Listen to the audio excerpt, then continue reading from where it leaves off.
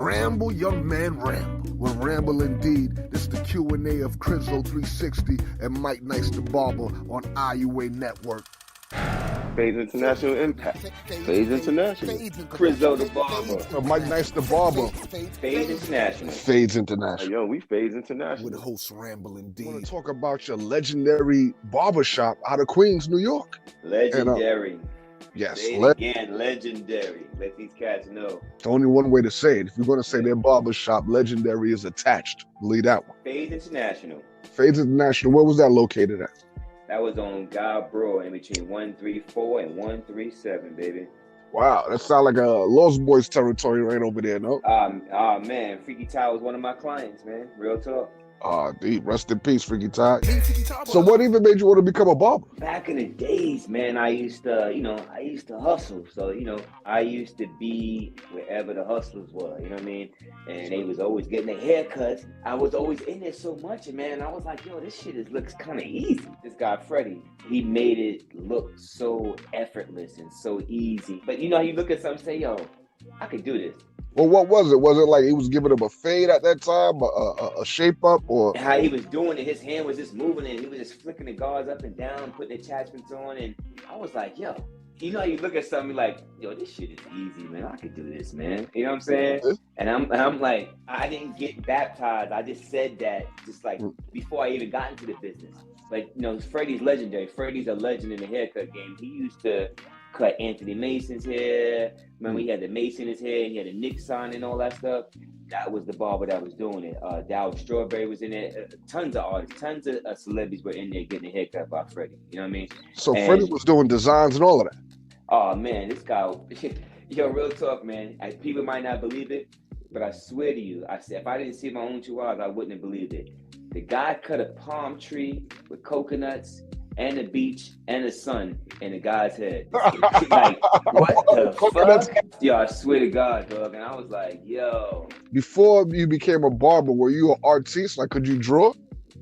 A little bit, nothing like that. You know what I mean? Nothing like an artist kind of thing, but a little something. You know what I mean? You do, I used to do a little bit of graffiti back in the days. My cousin was big into it. So, I kind of just got into it with him. You know what I mean? But he was more the artist. But I can, it wasn't like I only could draw stick figures. You know what I mean? I could do other stuff. You know what I'm saying? It would be a Picasso, but it would be, Ramo from Beach Street at best. You know what I mean? Yeah, exactly. You know what I'm saying? If that. You know what I'm saying? I'm like, but it just seemed like a job that it seemed like something I can do. And when you look at it and you say, damn, man, I can do that, man. I just wanted to get it done.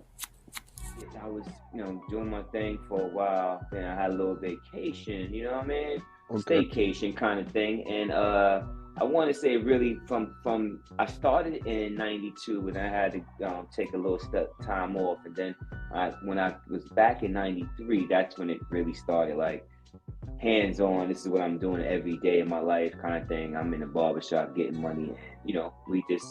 We doing our thing. I'm learning. I'm really at this time in 93. I'm really, really learning the craft. I can cut a little something, but I'm learning the craft about how to get busy and stuff like that. What to do, how to go about the barber business per se. Oh, Mike Nice is in the building. Peace, Mike Nice. Would you like to introduce yourself, sir? Mike Nice, the barber. Now I've been around, been a barber for over 30 years.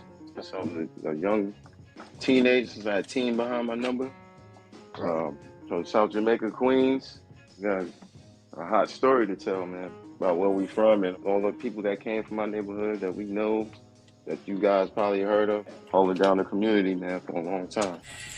And Chris, just want to know, like, what made you decide that this is it for me in the barber world? And how did your initiation by fire start? Who did you start cutting?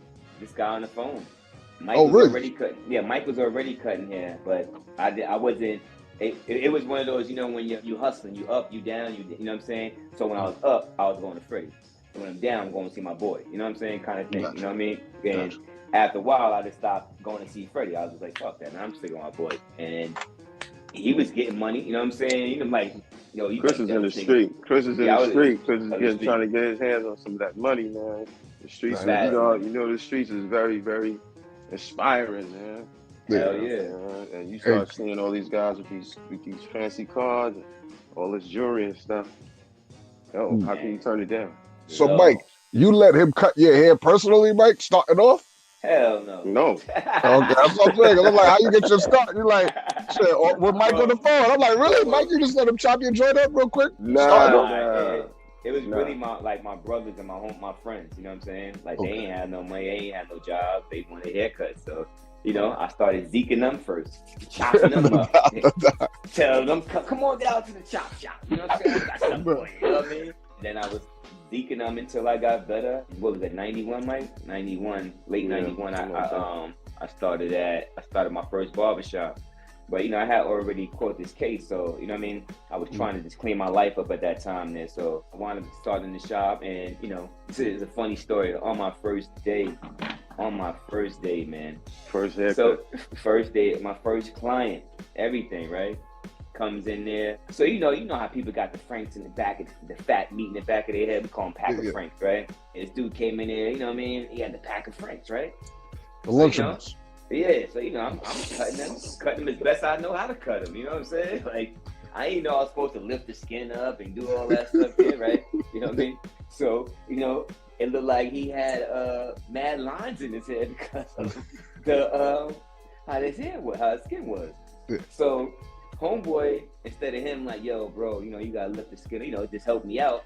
Mm-hmm. This is true story. This is true story, yo. Very, very loud on Saturday, ladies and gentlemen. He goes, "What the fuck is that?" Yo, OMG. Yo, I started sweating like, oh shit. I looked over. He was like, "Yo, Mike, what is this? I asked for a haircut, not a hatchet." I was like, "Yo, hold on, man. I'll fix it. I'll take care of you." And that's the thing with being a barber, man. You hear about dissatisfaction immediately. You think, you know what, I can handle this. I'll be all right, man. Trial by fire. I got the skin for it. I mean, I always tell that story. I'm like, shit, after that, I knew I was good. Like, I can't go nowhere but up from this one. It's not gonna get any worse. It can't start no worse than this. Like, come on, man. Like, she was the funniest shit ever, man. And, you know, me and Mike still laugh about that shit. It's like 31 years ago. But I prided myself in getting better. Where did you go? You know what? I think I got a handle on this damn thing. It was around, I want to say 94, 95. You got comfortable in about a year or two. Well, that was late 91, right? But so, you know, I wound up having to do some time from 92 to 93. I missed all of 92, you know what I mean? Half of 93. Were you cutting while you were doing time? Nah, hell no, that shit's a slave shop. You know what I mean? If I had some serious time and then I was paid out, I might have, you know what I'm saying? Just to stay focused, stay busy. But nah, that was just too much long. You know, I wanted to work out. You know what I mean? I didn't want to be in a shop all day. It's like a slave shop for real, though. Was it almost like how they say you was de-virginized by them? Like when you got your first correct haircut? Nah, because I had good haircuts before I felt like I was really nice. But you know how you see, like, you know, like I was telling you earlier, D, like, I would be watching and see what, you know, other barbers did, and damn, why is line coming out so sharp? Why my line ain't coming out like that? What am I doing wrong? Or, you know what I mean? So I wanted to get nice. So you didn't want to be the guy known as he has the best fades, but he'll push your hairline back a little bit. You wanted to be. Yeah, we already had one of those. You know what I'm saying? Okay. We already had one of those. So I didn't want to be two of us. You know what I mean? Didn't make sense to be two of us in there. Mike could tell you, like, I just was like, all right. And I would ask him shit like, yo, why you use that? Why you did that? You know what I'm saying? Like, because I wanted to know, because every hair is not the same. You know what I'm saying? Every texture of hair is not going to be always the same. So you got to use different guards for different things. You know what I'm saying? You got people that got thinner hair. So some blades you can't use, or some guards you can't use. And then you got guys who got thicker hair, and you got to use a different, you know, it just come to territory. So I would just ask, like, yo, why you use that? Or, you know, or just sit and watch. Chris got good fast. When you work in a shop, when there's a lot of people that are good around, you can start picking up quick, especially if you want to be good. So he definitely wanted to do better and be better. Mike, it sounds like you got the cutting bug at 16. What got you there? I don't know. One day I watched a friend of mine do a few haircuts, and I was like, no, I probably can do that. I think I can do that. I'm kind of like artsy. I learned visually, and I started cutting my own hair, but I didn't want to mess anybody up. I didn't want to come out with a name like that. But I didn't think that I was really gonna be a barber. It was like a hobby or something to do. You know what I'm saying? In between time, make a couple of dollars, you know, haircuts, $5, stuff like that. You know, I was young. How hard was it to start cutting your own hair? I can't imagine. I mean, you just gotta see it. You know, my father had a little mirror in the bathroom that the doors opened up so I could see the back of my head. So I kind of knew what I wanted, and I like I said, I was a visual learner. So once I started watching, I got better. And when Chris used to go to the Ave to Freddie and Marty and get his haircut, it was one kid in there, Chris. I don't remember his name. I don't know if he went to Jackson with us or not, but he was cutting hair, and I was like, I can do that, man. I could do that. My man Slim, yeah, Slim. Yeah, I was like, yo, I could do that. But I wasn't as confident yet. And Chris was like, yo, just make your... I'll never forget this. We was at Mr. Mac house, and Chris said, yo, why don't you make the points a little slanted? And I was like, all right. And then that's gave it the definition. And then from then on, they was asking me, like, who cut your hair? I said, I did. So, yo, cut my hair like your haircut. And that was it. I just kept going. I just kept getting more and more confident, and people kept believing in me. And I was working at another store, like it was a fish and chip around the way. So I was always somebody that just had a job. I never wanted to kind of sell drugs. I never wanted to do that. So I started cutting everybody's hair around the way. And then like, yo, you need to go in the barbershop. And Richard Seabury, Richard grabbed me and said, come on, because there's a barbershop right next door, right across from my house. And he's like, yo, go in there. That man wants you. I told him about you. And I bought somebody in there and started cutting. And then that was it. He gave me some apprenticeship papers. Started cutting. Chris and them, I don't think they really believed it. They were like, yo, this dude really cutting in the barbershop. Like, because he was, when I first met Mike in high school, he was working for an insurance company, you know what I'm saying? I never forget, we in gym class, right? This nigga had some ill nights, and I thought I was a stylish young man. You know, I was a hustler. I'm in the streets. I'm at this every store trying to look at all the new sneakers.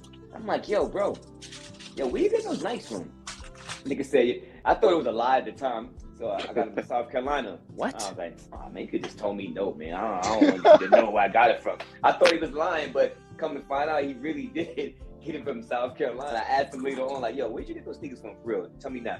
Like, nah, I really did get from, But it was just so funny that after that day, we just like clicked. We was in gym class and we just clicked from there. I'm still in my hustle phase, you know what I'm saying? So I wanted to be around the hustlers, and Mike's barbershop was like old school, like old Jamaican man. Old Jamaican, like it. So it wasn't a cool shop, you know what I'm saying? But he learned the right way. He learned the values and how to be a barber and what to do and business minded and everything else. And learning, people can't hang out in your shop and all that stuff. But he learned all those business values from Mr. Rose, you know what I'm saying, back in the day. You know what I mean? And then eventually me too, yo. Yeah, he did. Mike, like it was the best thing for him to fire you, because that like opened the floodgates. Like, yeah, I can't be. But he knew, like he had to let you go. He fired me because I went to South Carolina. I went to a family reunion. He got mad and he was like, yo, you can't leave. I left because I'm on my, who's gonna stop me? You know what I'm saying? I do what I want. I eventually went back because he needed the help. And these other guys moved across the street, Untouchables. And it was Knockout Barbershop. There was a Young Barbers. They were young, man.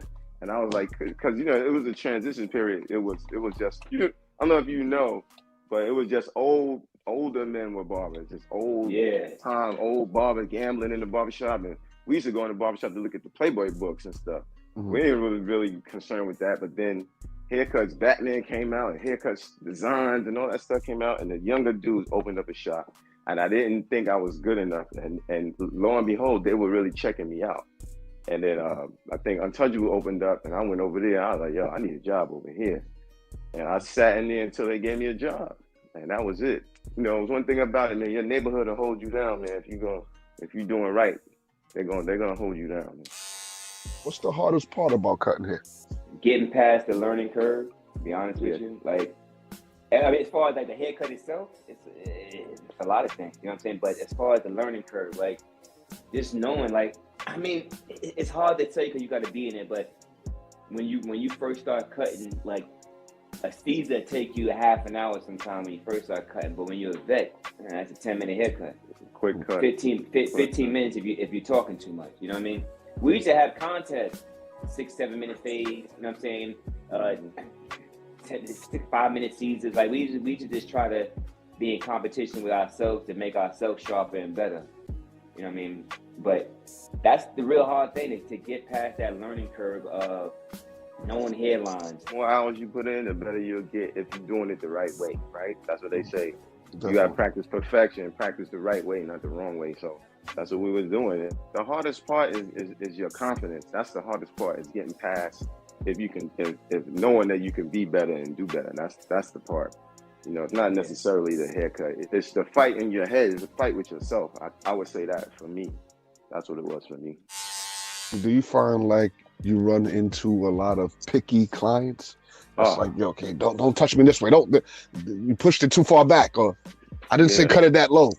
Go to Chris. I don't want to cut your hair no more. Go to Chris. Go see him. He can deal with you. I can't deal with that because I'm real patient. But give me all the knuckleheads.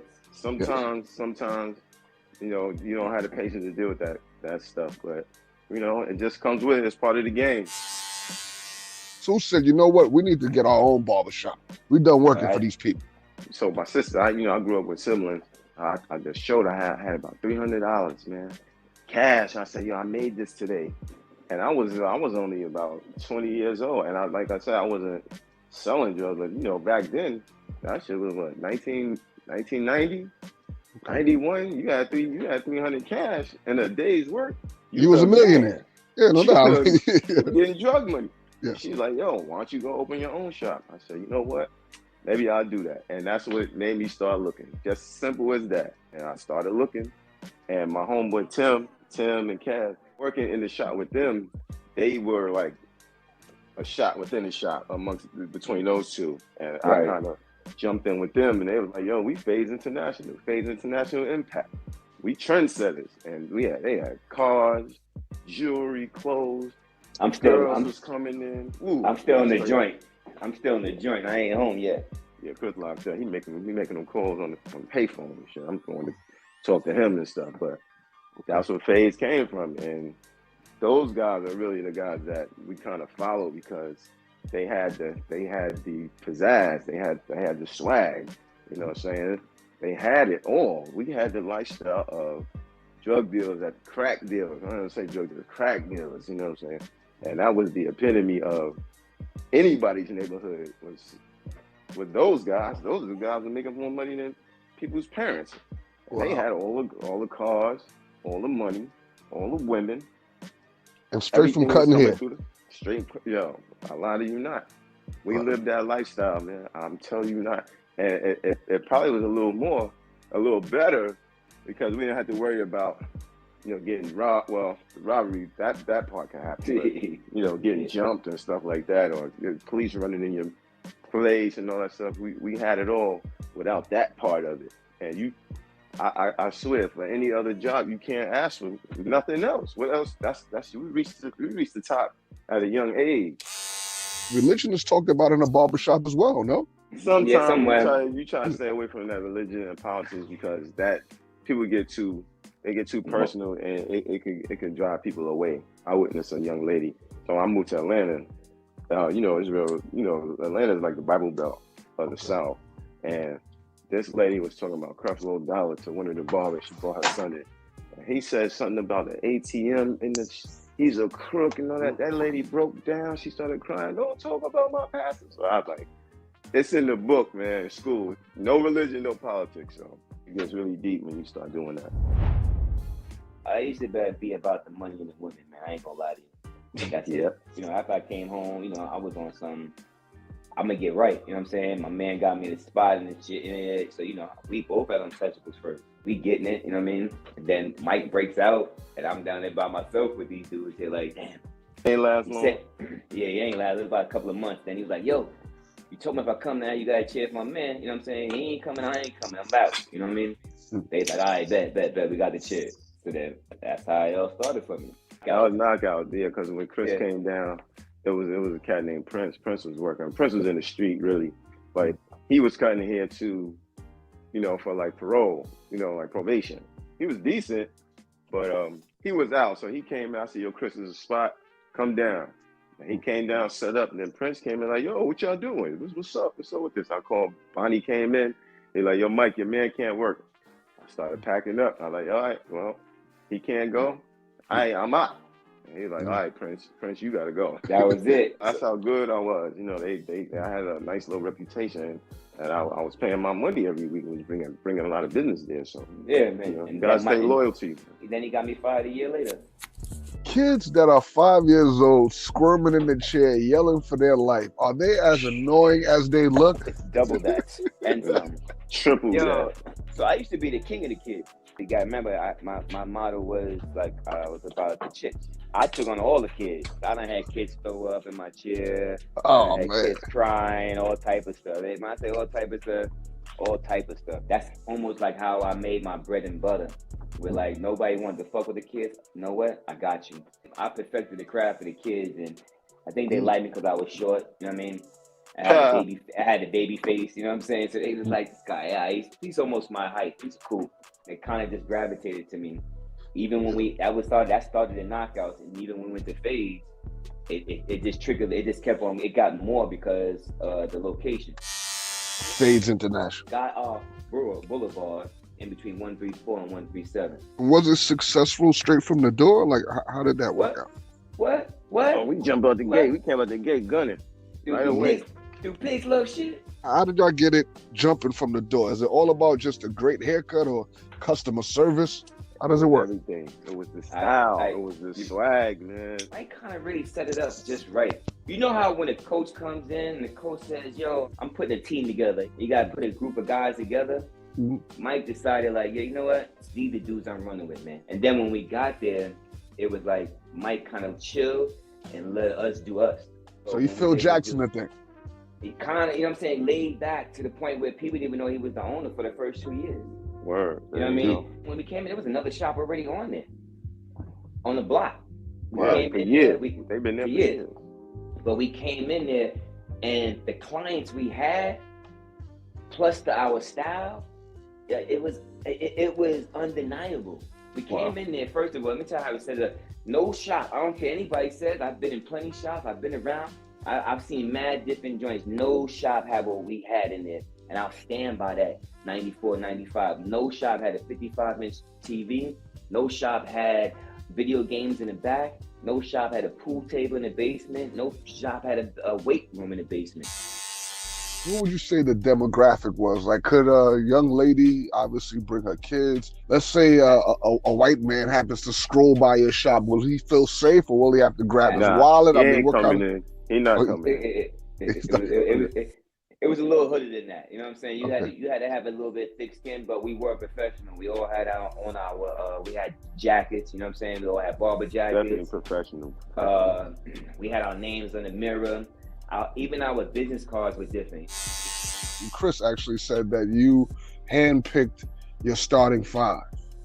And what went into that? What was the qualities that you looked for?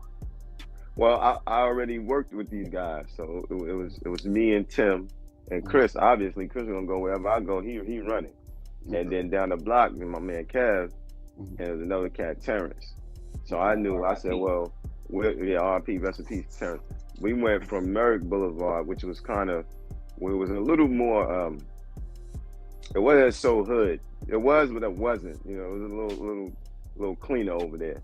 So when we got to God Brew, it was drug infested right there on the block. It was right across the street from Rochdale, which was it was co-ops, but some parts of it they would call a project. But these guys, I knew they had style. Like I said, they had swagger. I said, yo, listen, I'm gonna open up over there. Y'all want to roll? I called a meeting. We had a meeting at the House of Pancakes. I said, I'm about to open this joint. Let's do it. And we set a few rules in place. And 2 weeks later, 30 days later, we was off and running. And when we went over there, we brought a whole wave of people that, you know, some people knew some of those guys over there on south side of Queens, like South Jamaica. They knew a few, but we brought a whole new look. We brought women. We brought a whole different feel, a whole look, man. And they was just feeling, who's the new guys? And we went over there and that's how we started. It was a real blessing. We didn't have to work hard. It We was a brought coup. clientele. It was a Right. coup, man. It was a coup. It was a takeover, for real. I hate to say it like, 'cause I do love the dude. Frank is a good guy, but we took over. Well, you understand? All the Rochdale knew us. Everybody in the back blocks knew. Everybody in the neighborhood fucked with us. Why? Right. Because we was them new hot niggas. When we stepped on the scene, it just was different for everybody to see cool barbers. And see like, oh shit, like man, they mad cool as fuck. Nah, you know what I mean? You're gonna have the haters, you know what I'm saying? Because if nobody's hating, you ain't really doing that. Let's just be real. Our name just kept getting bigger. I remember like the first 2 years, I remember me and Mike going to the Avenue and going to Coliseum. And I remember Cash running, yo, y'all have Phase International Barbers, right? It was like, yeah, here's the card. You know what I'm saying? Come see us. And it was like, yo, yeah, I'm gonna come by the shop. And it was just like, oh shit, like, we really them niggas right now. One of the major drug dealers in the neighborhood was shouting us out. Yo, Faye, that's them dudes over there. Like, I was feeling like that too. Cause I was like, oh, yo, cats know us. Like, not just over here, they know us. Yeah. And you gotta realize, for me, I went from playing basketball and knowing a whole different group of dudes. Then when I went to hustling, I know a whole different group of dudes. So when cats would come in the barbershop, they'd be like, oh shit, damn, Chrizo, I ain't seen you in a minute. And you know, and then when you go to jail too, you meet a whole nother group of cats. So it was a bunch of dudes that I just knew that were coming in there, and you know what I'm saying? Like, cats would tell me all the time, man. I'd be like, yo, you got any problems with these niggas out here? Just let me know. I'll come lay the whole block down. I just like, bro, I gotta work here, man. Chill. It's all good, man. It's all good. We straight. Ain't nobody gonna fuck with us. Our other niggas, our other homies, big homies got it. He's like, nah, but you know, I always got that thing on me. I used to be like, yo, bro, haircuts, money, that's it. Ramble, young man, ramble. With your host, Ramble Indeed, brings you the Q&A of Chrizo 360 and Mike Nights the Barber on IUA Network. YouTube. Mike, you really had some cojones going to that block right there to set up shop as your business. What made you go there? Well, at the time, I was a young lady that I was seeing in Far Rock. So I used to ride that. The way that I took, we used to pay attention to that boulevard, but I never got out over there to go to the store because there's too many dudes. You know, you can't get out in somebody else's neighborhood and walk to the store. That's just how it was. You're gonna have issues. I saw a barbershop. It was Frank's barbershop, and then there was another barbershop that opened up. I said, "Oh, shit, they got two shops up there." Because the boulevard is full of stores, so it was two shops. And then one day, you know, long story short, I saw that shop closed, and I heard it was a shootout over there. They shot the barbershop up. And I said, "Man." 2 weeks later, man, they still closed. They not opening back up. It's a slot right there. And my homegirl called me. She's like, "Mike, it's a spot up here. You could get it." But it actually wasn't that barbershop. It was another store. Candy shop. It was a candy store, yep. Like a bodega type of store. And bought the store. I said, we going to open up over there. I just felt like, who going to stop it? It was a shop up there already, so it was not disrespectful. And we bringing our own clientele. Bringing a whole new wave, man. It was disrespectful. It was a takeover. We was giving flyers out on the block. We going to every store, giving everybody flyers. We didn't give a fuck. Yeah. Yo, when I say if we didn't care, we was on something now. We gonna get money and we gonna take over this whole fuck. We looked at Rochdale as a gold mine. It was. We didn't look at it as like a fraud. We looked at it like, oh, you see, I mean, people in one building alone, there got to be 1,000 people. You know what I'm saying? Yeah. So we like, oh hell no, we gonna kill it. You guys Google Rochdale Village in Queens, Jamaica, Queens, and you can see how many buildings it is over there. So I was thinking it was more than enough money over there. And for that matter, the dude that owned the shop up there, he stepped to me. We was walking through. He's like, yo, nice to meet y'all. You know what I'm saying? There's more than enough money for everybody over here. It's all good. And I'm not, in my head, I'm saying, it's going to be all good anyway, because we ain't going to have no problem. We know too many people. We know, like I said, we know people from all sides of town, and we know the top dudes that was in the streets. They had mad love for us, so we wasn't gonna really have too many issues. I didn't even think twice about that. And we had an ill Brooklyn family too. We get to that later on. Yeah, that was crazy. It's a beautiful thing having all your brothers together, but did that get in the way of business? Nah, business. Nah. There's too much money. It's too much money for people to be mad. They wanted to be there. They was Trust waiting. me. Yo, I had 13 people waiting on me one time. That was my number. How many you got, Mike? I got 12. All right, make me 13. I'll be right back. That's how it was. I had to have a list. So it was the place to be, because I might see a party and get my hair cut. Right. Indeed, you could watch a basketball game, play video games in the back, or you wanted some weed in the front, you leave some weed in the front, smoking in the back in the alley. We had an ill alley. Smoking in the basement. It was just unreal. You know what I'm saying? If you stayed there late enough at night, who knows what have ran through the door? You know what I'm saying? Ain't no telling. I'm just telling you what's going on. Gambling downstairs. Gambling games. This sounds like there's violence not too far away from this. Is that was that ever a problem? I mean, we had a few run-ins. We definitely had a few crazy things going on. Mm-hmm. Yeah, you know. Business was always first. Business is always first, but it was the block, man. It was hustling. It was, you gotta remember this before the internet. So everything came out of the barbershop. Music, fashion, everything, just imagine there's no internet and you didn't know what music was coming out. You had to go to the barbershop to get it, to get those mixtapes, or these, just to hear the conversations or to see who's wearing what. That's what we had. Or you see somebody pull up cars, they was pulling up the cars with stadium lights behind their license plates because they got to get away from the police. That's what they was doing. People getting locked up, smashed up against the window. I saw a lot of stuff. The DTs was coming in, detectives coming in with pictures of people, like, this guy, all type of stuff, man. If you can think of something, I guarantee you we have a story about it. It was a meeting point for a lot of different people in all these areas. Well, a lot of people did not like certain people. So, we over there. Mike, we only come over there for you. Chris, we only come over there because you there. I don't like the niggas over there. It was like that. Yeah, and they would bring, and let's be clear, they definitely had their thing on them. That's a fact. They would always come up there with that thing, and some dudes I would have to cut facing the door all the time.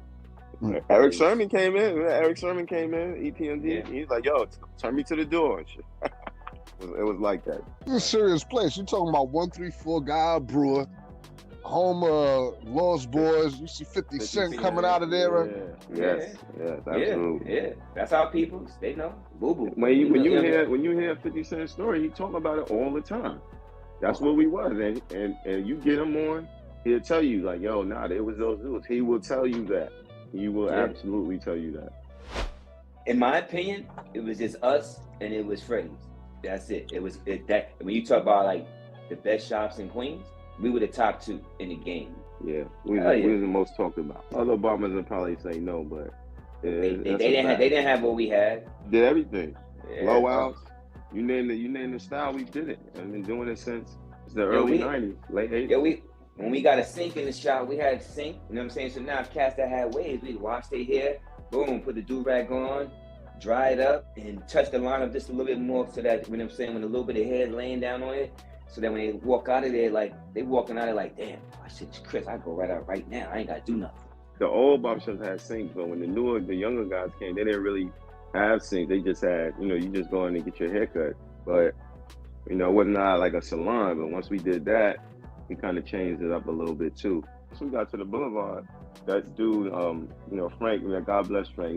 He's a cool brother. So we definitely don't want to talk bad about him. But he shut his shop down for 2 weeks because we was that powerful.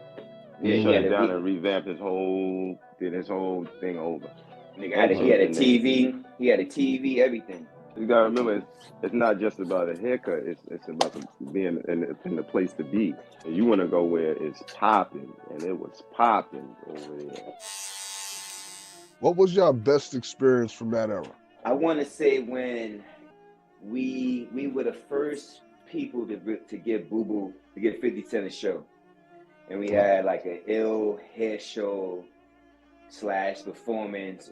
It was just crazy. You know what I'm saying? Like that night, like I felt like, damn man, like we are gods. You know what I mean? Of the barber world kind of thing. Yeah. How many people showed up? The whole neighborhood is there. All our friends, everything. You know what I mean? Yeah, everybody. I have to agree with Chris on that.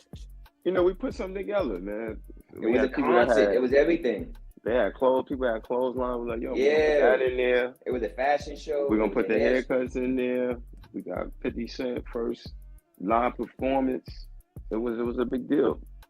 It's dope. You know what? No, I'm gonna say this. When we used to go to the Vibe, we used to go to Long Island out there, and we used to be like, I mean, like 10 cars deep with all the newest, everything. Everybody had something, and those nights were the nights that I felt like, I mean, when I got that Z and dude was screaming out like, "Yo, Mike, man, you got the juice now." That's when I knew we made it and shit. Just all y'all coming together for one common cause. I know it's a whole different feeling, no? Nah, definitely. Hell yeah. Absolutely. We weren't, you know how some people work together but they ain't friends? We were friends.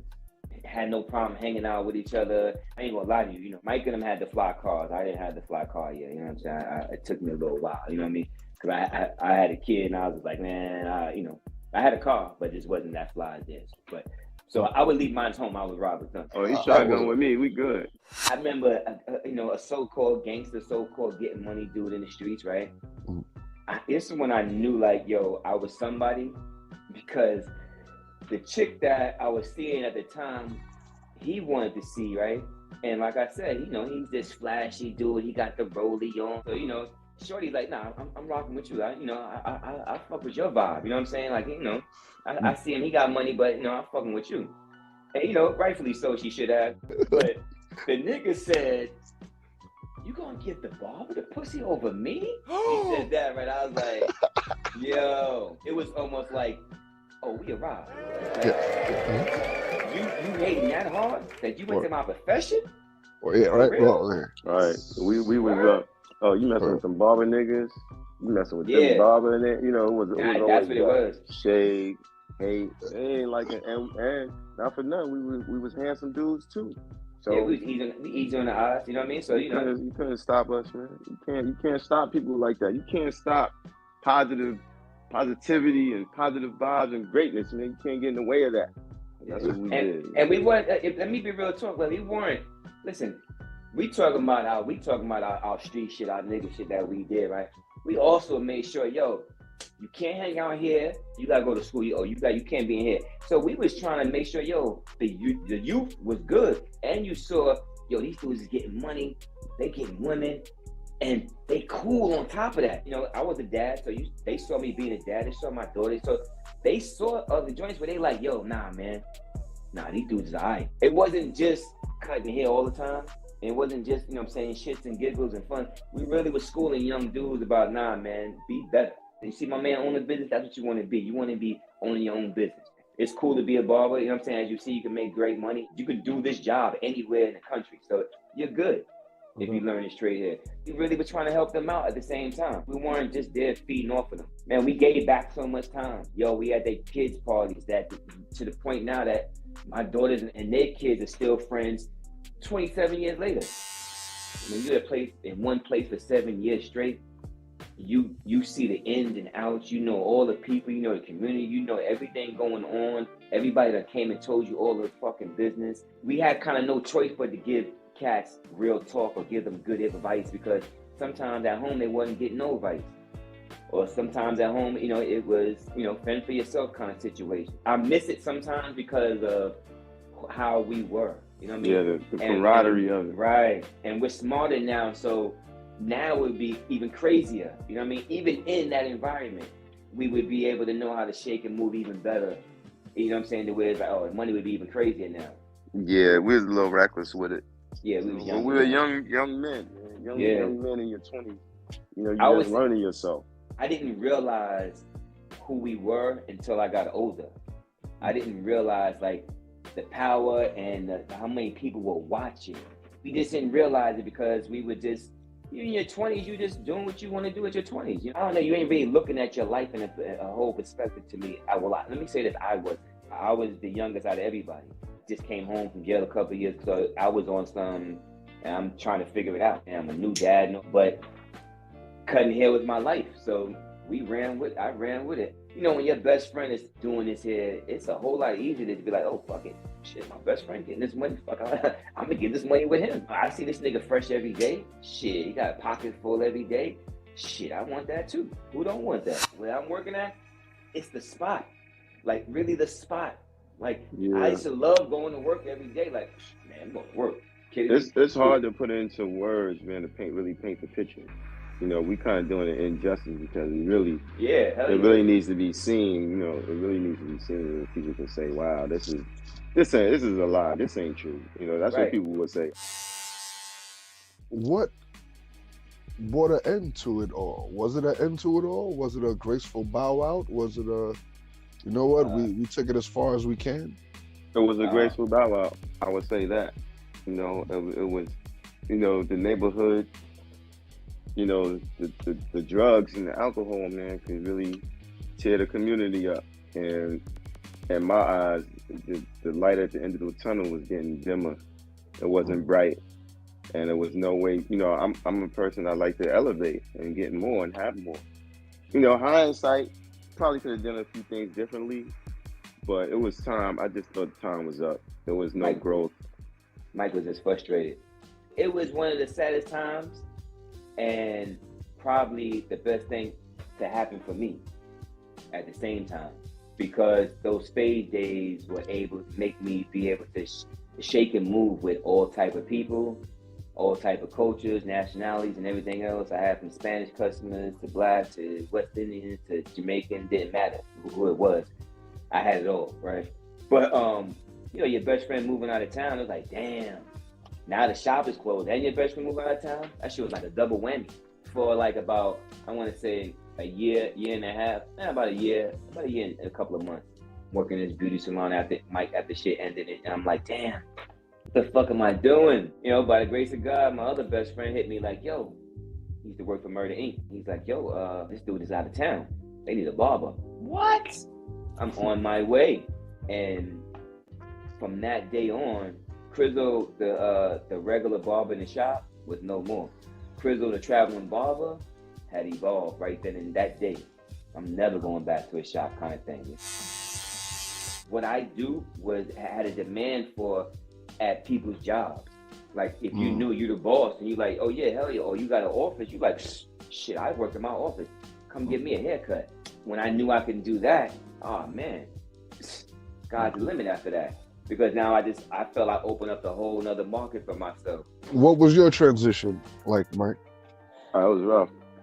It was rough because when I got here, you know, I had to make sure that I had my license and everything, and I went back to school, and it was kind of rough because nobody knew me here. Like, you know, I work in this guy's shop, and I'm get somebody out the chair, and I'm like, well, you're next. So I'm used to 10 years of clientele. Like, yo, I don't know you, homie. I gotta see what you can do. I had to go sit down on the curb outside, man. Hold my head up, man. Like, it's gonna be all right. You know, that's what it was. It was just a whole restarting. You know what I'm saying? I didn't know anybody here. I just had, you know, my brother and a couple of friends. But in the barber world, I didn't have any clientele.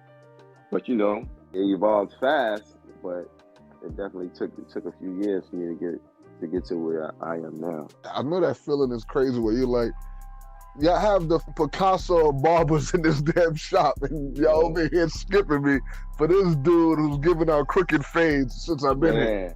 He giving out shags, man. I'm like, man, haircuts not supposed to look like that. Yeah, I got some dudes out here now that was with me from the beginning, and they'll tell you the same story. Like, Mike, man, I can't believe you let me go to this dude. But, you know, I definitely built a nice family here, you know, barbershop family, and a lot of camaraderie with a lot of folks here. So from New York to Atlanta, it's definitely a big deal. I opened a shop one time with somebody else, and that kind of didn't work out. It was good, but it just didn't work out. It wasn't the same. And, you know, during the pandemic, I was just in the house, and I realized that this corona, this virus, COVID, is going to have people working in smaller areas, and they're gonna be working virtual and stuff like that. So I said, you know what, I'm gonna start moving around, being a mobile barber, and I bought an RV, like an older RV, and I transformed it into a barbershop. So it's just me in there, and, you know, and that's where everybody comes to get their haircut. They love it. At this point, Mike is in Atlanta, but he came to visit. So I'm at Def Jam. I'm like, yo, come to Def Jam with me. Fuck that. You gonna hang out with me all day? We gonna be over here, right? He's like, yeah, bet. So this day, I get the call to cut Hove here. For me, you know, to cut Hove and then have your best friend there, a guy who kind of put you in the game, you know what I'm saying, and you know, went to bat for you, right? Mm-hmm. For me, I was cutting Hove here, and me and Mike were just kicking it. We were just we were just talking, and because the chick told me, yo, Hove, he don't really want people talking too much. All right, fuck it. You know, and I said, but I got my bro here, man. Like, I can't leave him outside, you know. It's some legendary shit. I really told her that. She was like, all right, cool. We was in, what's the name office? It was in, with Kevin Lyle's office. Kevin Lyle's office. Corner office, man. Real talk. Yeah. Okay. So, me and Mike just kicking, I'm cutting Hove here. Me and Mike just kicking it. And Hove was like, yo, what y'all talking about? And next day, you know, me, Mike, and Hove having an ill conversation about sports.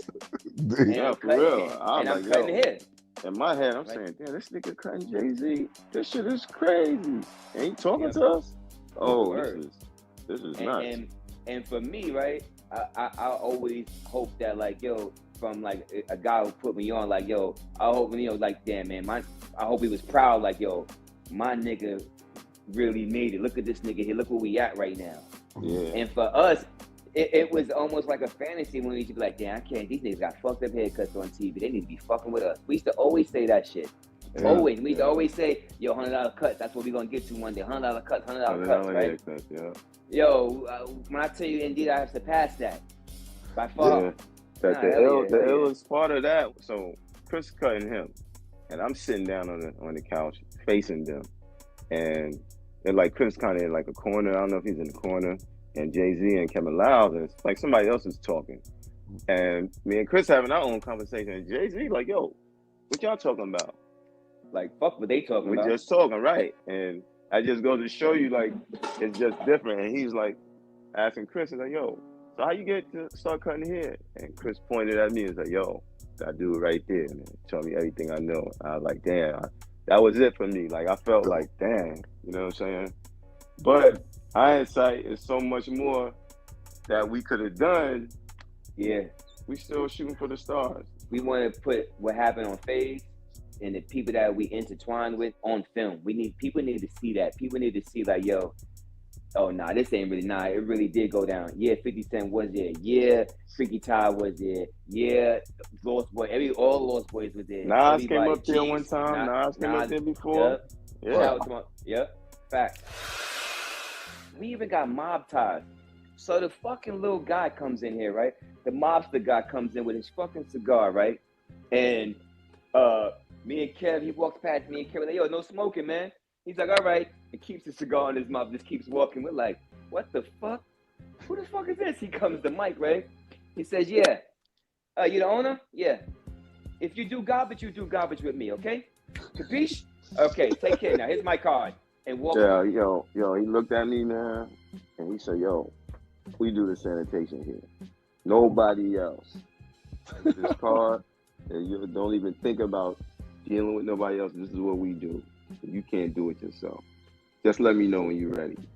Wow. I said, yo, this shit is real. I did not know. You know, you always see this stuff on TV. And I was like, yo, this mob shit is real. They really came over here and they took over. About 2 weeks later, I made that call. And, yo, I'm ready to join. Ready to jump in. There is still a documentary coming out. And I know y'all working also on a movie for it as well, no? I really want to do we want to make episodes. We want to make a series so we can do kind of like, you know, how Wu-Tang did their thing. We started, and we can't just put it into like 2 hours or hour 45 minutes for a movie. That's not doing us no justice. So like, you got to see the build up. You got to see the build up before we even like yo, it's a story that me and Mike already started a couple of years ago. You know what I'm saying? As far as like, yo, we got to start putting this on paper. So I was overseas. I was cutting Blair Underwood's hair in Ireland. I'm like, yo, bro, I'm gonna just start writing this, man. I'm bored out here. I ain't got nothing else to do. Time zone's fucked up. I'm up the wrong hours. You know what I mean? So I just started writing. You know what I'm saying? I would call him every day, like, yo, what do you think about this? All right, I'll call you back. I would send him shit, and he would be like, all right, bet. So now that's it. And that's just me and him. We didn't even get to our other barbers that got the, you know what I mean? They got their own story. So during this time, all I got is our story. So now when we add their story in, our first week there, this nigga Boo Boo 50 Cent is getting chased by the fucking whole 113th precinct. They got helicopters, about 20 cop cars chasing him, and he's wheeling up the middle of God, bro, in between cars, with a dirt bike. And we like, yo, what did we just get ourselves into, man? Like, and I swear, am I lying, Mike? If I'm lying, I'm lying, man. To at least 20 cop cars and helicopters chasing this dude here, man. But this is before the rap career, you know what I mean? The acting and everything else. This is Boo Boo. This is not even 50. When should they be expecting this documentary or even a TV series? And do you have a name for it? Fades International. And just look for Fades, up and coming, man. We're gonna give y'all a special with the 90s, man. What the 90s was all about. 90s music, style, everything, stigma, everything that you heard about the hip hop era. Because I mean, honestly speaking, when the hip hop era was blowing up, so were we at the same time, and it was good, friendly competition. Please give a shout out to Chopping It Up Sports. Love the show.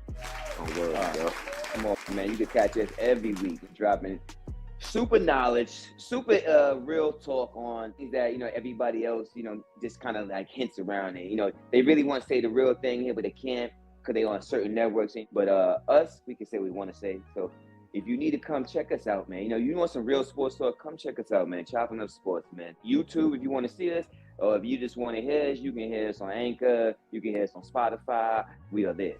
And that's Chopping It Up Sports, CHOPPIN. IT up UP Sports. Shout out to Craft, Aircraft out there. And the boss Dawn, super engineer. This Craft 68 Digital, you know what I'm saying? We about to switch his whole name up, you know what I'm saying? Because he does do a lot of editing work, you know what I mean? So I like to shout him out on that work there because, you know, the guy has grown with us on this journey. And it ain't over yet. It's more to come. Please give out your social media tags where they can find y'all individually as well as y'all Chopping It Up Sports page. You can catch me, Mike Nice the Barber on Instagram. That's Mike_Nice_DA_Barber. Instagram, Twitter, God Barber Mike. Check me out. We out here. I'm Chrizo360 on Instagram. Chopping It Up Sports on Instagram and Chopping Up Sports on YouTube and Chopping Up Sports Facebook page. And matter of fact, look out for us starting to go live too, man. We about to do this live thing come 2022. We try to keep stepping it up to make it better and different. You know what I mean? We know people out there listening to us. We get it. You know what I'm saying? And we want to keep making them better as we get better. You heard? Also, let me shout out the podcast, the Page Podcast. It's on that Mike Nice the Barber Instagram page. We definitely giving positive influence all the way around the board. So check me out on that too. I'm your host, Ramblin' D, and thank you for joining me on this Q&A with Chrizo the Barber, Mike Nice the Barber of the legendary Fades International, located in Queens, New York, 134 Guile Brewer, circa 1990. All the stars went there. You heard about it. If you know, you know. And part 2 with Big Kev and Tim Dog on the way. Kev told me one day, Kev said, yo, they don't cut hair like this no more, yo.